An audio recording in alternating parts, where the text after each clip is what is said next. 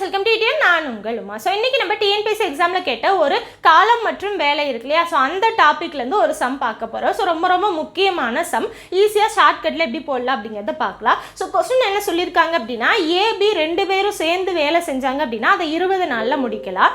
B மட்டும் தனியாக செஞ்சார்னா 30 நாளில் முடிப்பார். அப்போ ஏ மட்டும் எத்தனை நாளில் வேலை பார்ப்பார், இதுதான் கேள்வி. ஓகேங்களா? ஸோ ரெண்டு பேரும் சேர்ந்து அப்படின்னு ஒரு வேல்யூ கொடுத்துருக்காங்க. தனியாக பி மட்டும் இத்தனை நாள், அப்போ ஏ எத்தனை நாள், இந்த மாதிரி கேள்வி கேட்டாங்க அப்படின்னா ரொம்ப சிம்பிளாக போடலாம். இந்த ரெண்டு வேல்யூஸ் இருக்கு இல்லையா, இந்த ரெண்டையும் மேலே பெருக்குங்க, டிவைடட் பைக்கு கீழே பெரிய நம்பர் எதுவோ அதுலேருந்து சின்ன நம்பரை கழிங்க. ஓகேவா? ஸோ என்ன வரும், மேலே 20 × 30 டிவைடட் பை இது 10ன்னு வரும், 0 0 அடியும்.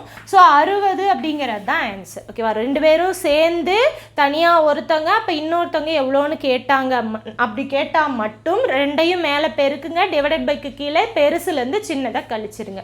ஒருவேளை தனித்தனியாக இவ்வளோ நாளில் செய்வாங்க, ரெண்டு பேரும் சேர்ந்துன்னு கேட்டாங்க அப்படின்னா மேலே ரெண்டையும் பெருக்குங்க, கீழே ரெண்டையும் கூட்டுங்க. ஓகேவா? ஸோ இந்த இடத்துல வித்தியாசம் போடணும், இந்த இடத்துல கூட்டி போடணும். ஓகேவா?